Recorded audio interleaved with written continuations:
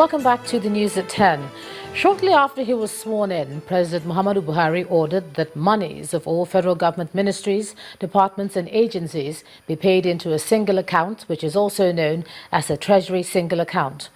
Although that move has been applauded by many as one capable of blocking leakages in the collection of government revenue, the National Assembly, specifically the Senate, raised an alarm a few days ago on the mode of collection for the TSA and the amount payable as commission to the company in charge of collection. Well, I'm now being joined on the news at 10 by an economist, Dr. Austin Weze, to look at some of these issues. Thank you, Doctor, for joining us on the news at 10. My pleasure, yeah. Now, the name of that company is Remita, and the lawmakers are faulting the appointment of Remita, saying it's a violation of the Constitution. Do you agree? The way it was done, that is. Well, the thing is that sometimes if there's any special situation that is faced, you have to find a special kind of solution to it, to deal with it.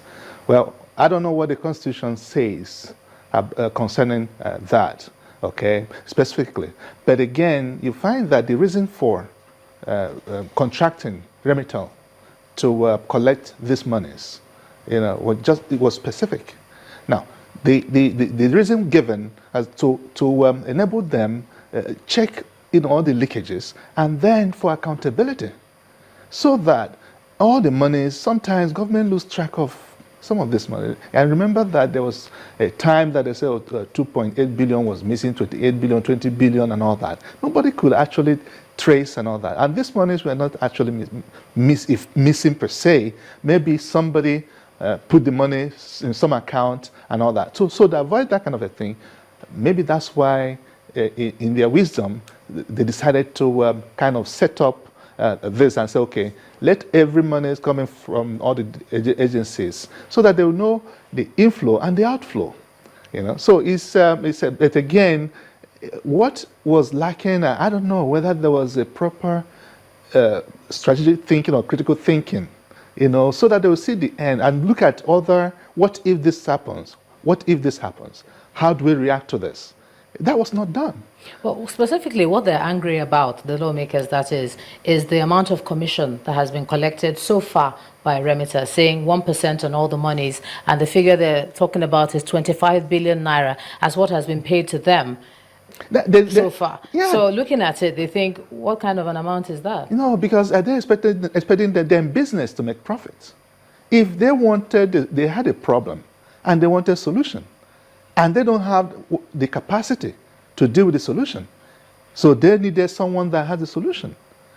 And to provide that service, some money must be paid. Now, the thing is this.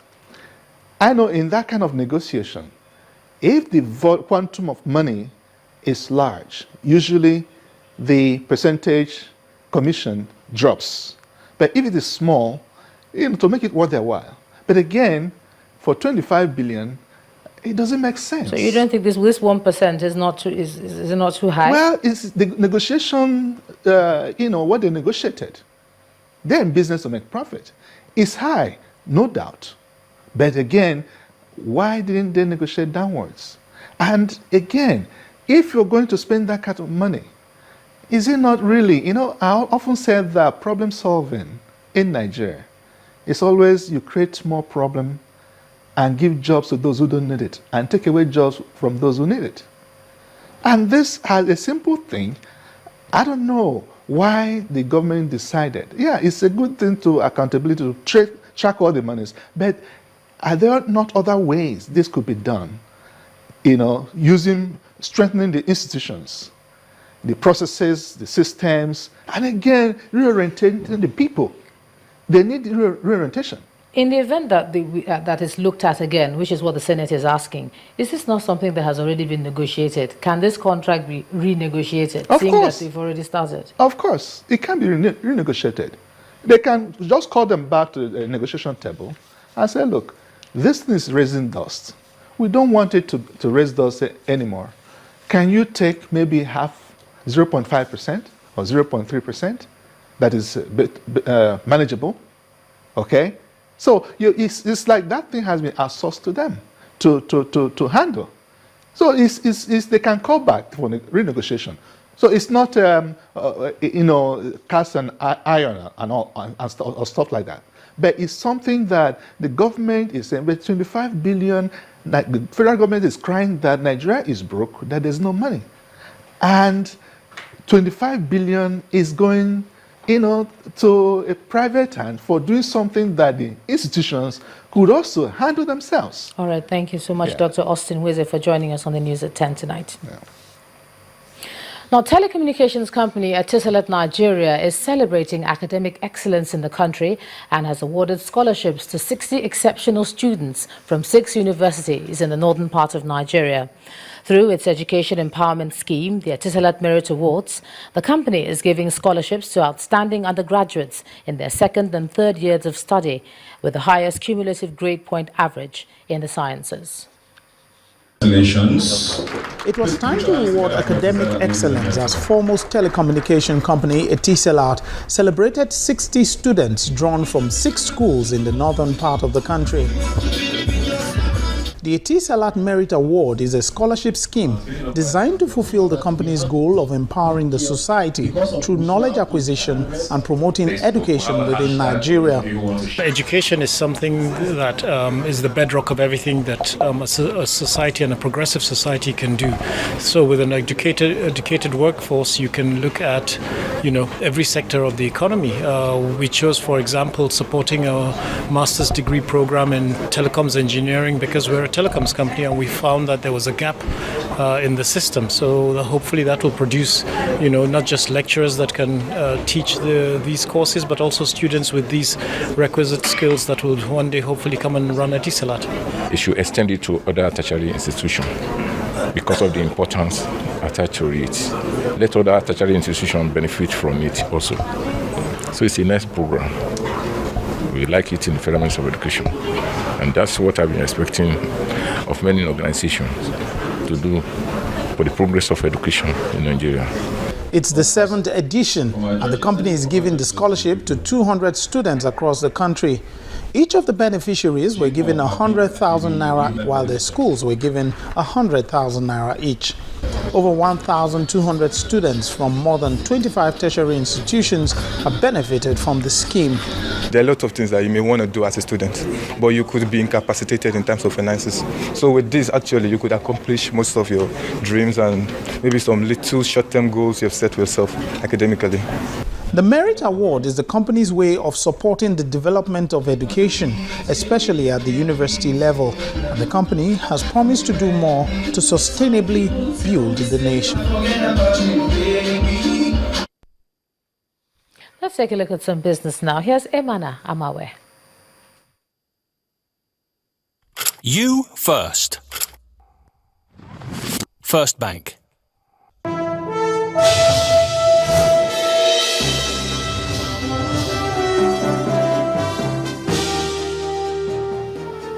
Welcome to Business News. First Bank of Nigeria Limited is preparing future business leaders in Nigeria for sustainability and more profitability. Panelists at the 2015 edition of the bank's International Conference on Corporate Sustainability and Responsibility agree on the need for entrepreneurs to embrace ethics in value creation. I know the last one about culture. Entrepreneurs, business executives and thought leaders at the 2nd edition of the International Conference of Corporate Sustainability and Responsibility.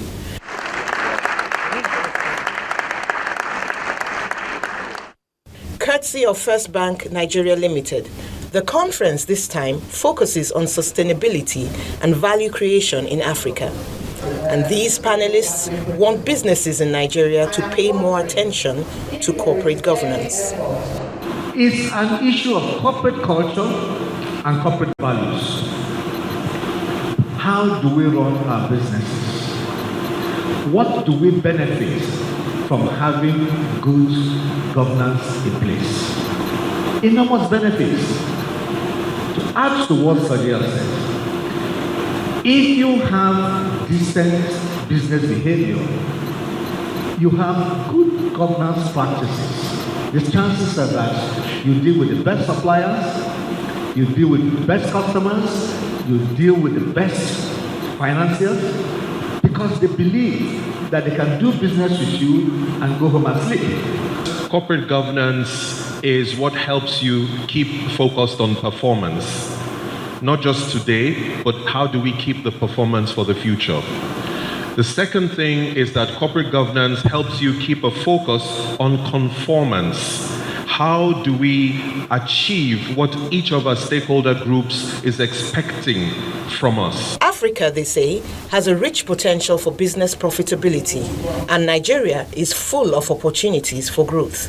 But our business environment must continue to create value based on ethics. If we all imbibe good ethics and professionalism, we would not have fake products, we will not have contaminated products, you will not have customers being overcharged for services not rendered, and our goods and products in Africa will be competitive with the rest of the world. So it's so important that we imbibe good ethics and work culture in everything that we do. It's one of the major pillars of sustainability. And if participants put into practice deliberations at this event, one can hope that the business climate in Nigeria will bring about sustainable growth and development for the nation. The new Minister for Communications, Mr. Adebayo Shitu, has been speaking on the recent $5.2 billion fine imposed on telecoms giant MTN by the Nigerian Communications Commission. In an interview with international news agency Reuters, Mr. Shitu explains that a judgment has been given and the period for enforcement has not yet passed. He says, quote, "Nobody wants MTN to die. Nobody wants MTN to shut down." End of quote. In the meantime, MTN has sent in some of its top executives to continue talks with the Nigerian authorities over the fine, the largest in Nigeria's corporate history. Operators say the fine has the potential to escalate into a trade or diplomatic spat with South Africa, the home country of MTN Group. And equities at the Nigerian Stock Exchange rallied to end the week positive following a boost in investors' confidence on major bank stocks. BC Adebayo has updates on the figures.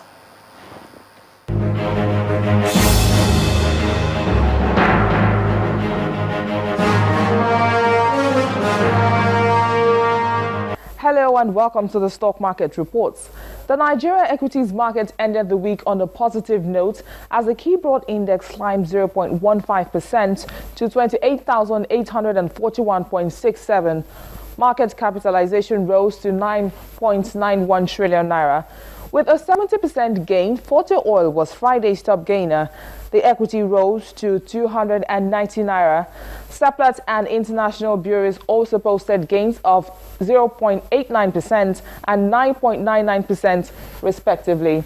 On the flip side, Guinness lost 1.67% to end the week at 134 naira 98 kobo, while Nigeria Breweries and UACN also shared 0.88% and 2.90% at 127 naira 70 kobo and 27 naira 10 kobo each. Friday's major contributors to market turnover include Zenith Bank, FBN Holdings, and Guarantee Trust Bank.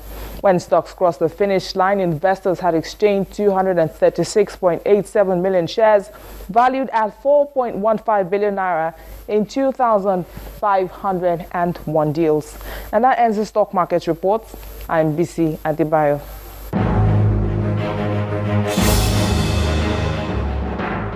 U.S. crude fell to its lowest in over 2 months on swelling inventories. The commodity shared 23 cents to $41.52 per barrel. Brent crude futures traded at $44.10 per barrel. That's up 4 cents. In the meantime, OPEC says it expects an oil surplus to extend into 2016 at a lower rate than this year. Figures from the group show that 31.38 million barrels per day were pumped last month, and this is down from 256,000 barrels per day that was pumped in September. Well, on the outside Nigeria, most stocks got the cold shoulder from investors. Let's take a look.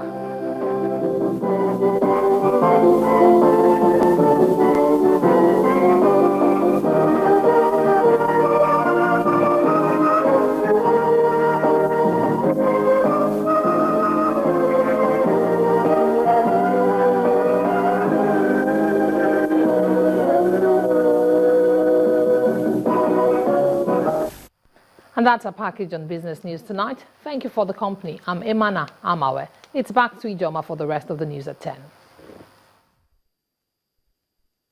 You first. First Bank.